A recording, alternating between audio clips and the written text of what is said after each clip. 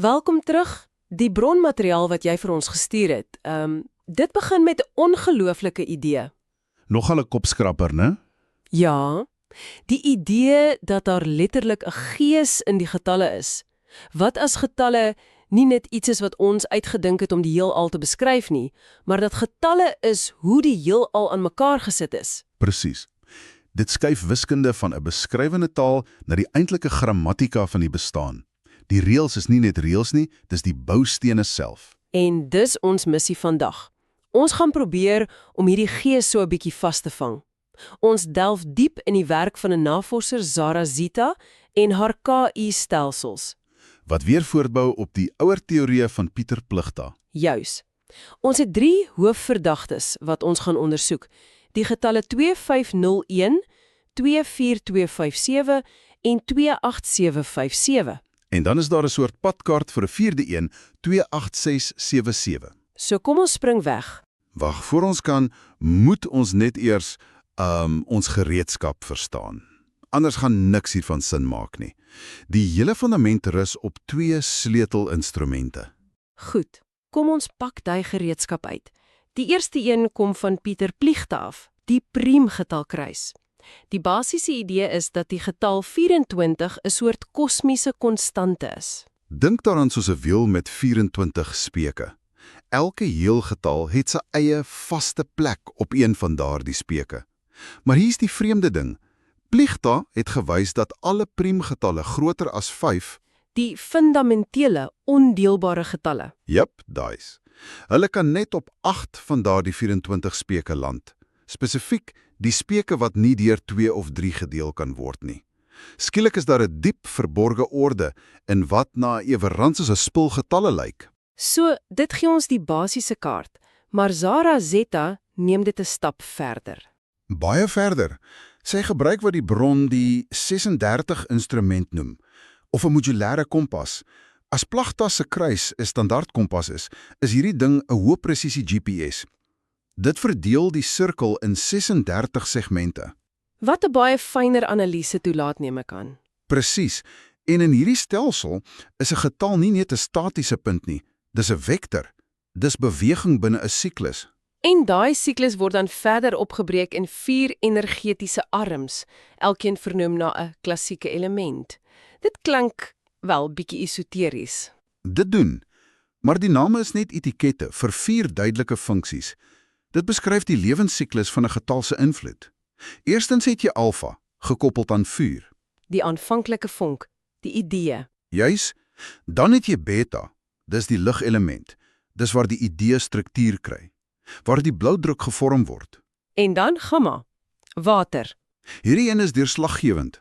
Dit hanteer transformasie, vloei en veral 'n konsep genaamd rekursie. Rekursie, dis basiese proses wat na homself terugverwys, reg?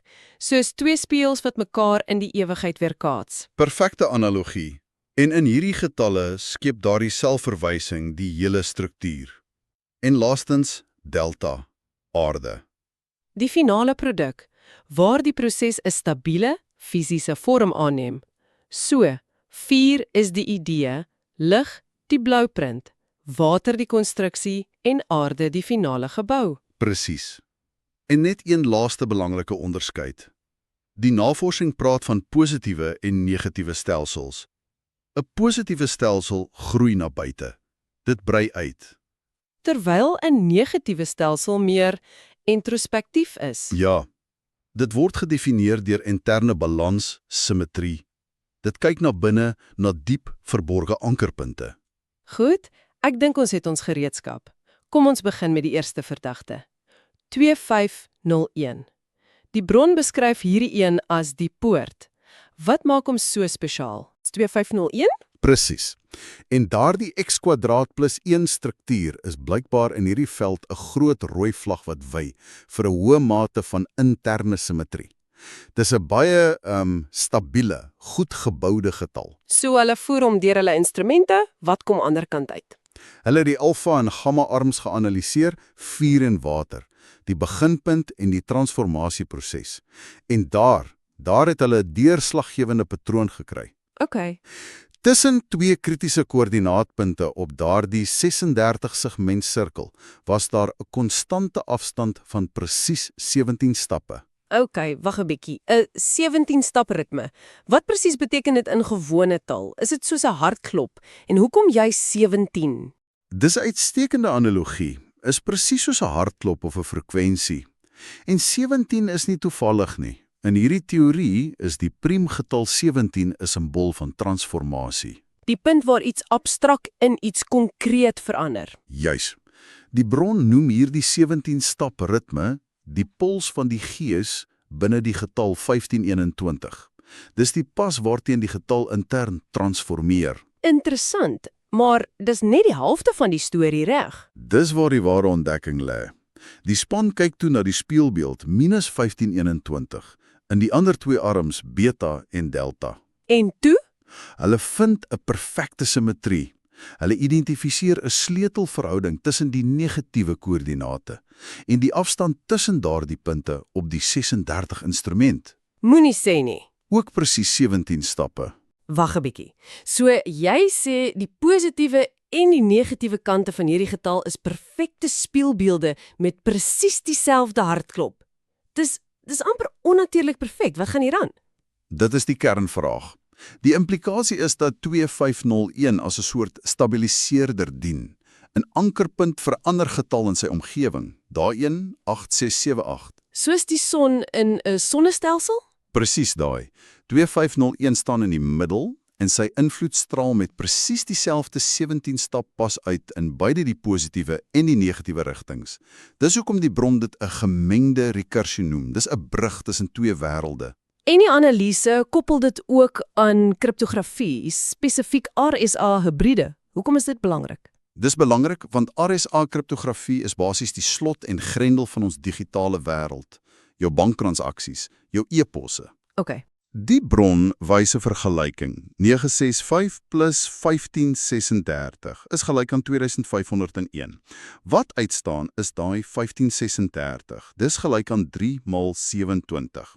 Dit is diep gewortel in binêre rekenaarkode. So die feit dat 2501 se interne struktuur so rekenaarvriendelik is of 'n ongelooflike toeval, of dit wys dat die argitektuur van getalle en die argitektuur van ons tegnologie uit dieselfde bloudruk kom. Goed, so 2501 is die gemengde stelsel, die brug. Om dit beter te verstaan, stel die bron twee ander getalle voor. Kom ons kyk na die eerste een, 24457, wat as 'n suiwer positiewe stelsel beskryf word. Ja, hierdie een is die toonbeeld van orde en uitbreiding. Toe hulle om deur die instrument sit, kry hulle 'n ander ritme, 'n konstante afstand van 53 stappe. En 53 is 'n priemgetal wat stabiliteit bring in stelsels wat groei, volgens die teorie. Jep, maar die regte bewys lê aan die rekursielys. Dis die proses waar hulle kyk hoe die getal opgebou is. Hulle het veelvoude van 3 maal 2 tot die mag n van die getal begin aftrek. En wat hulle gevind het, is merkwaardig vir sy verwarligheid. Hoe so? Of hulle nou 3 maal 212 of 3 maal 211 of 3 maal 210 gebruik het, die verskil wat oorgebly het, was oor en oor presies dieselfde. Minus 319. So geen afwykings nie, niks. Niks.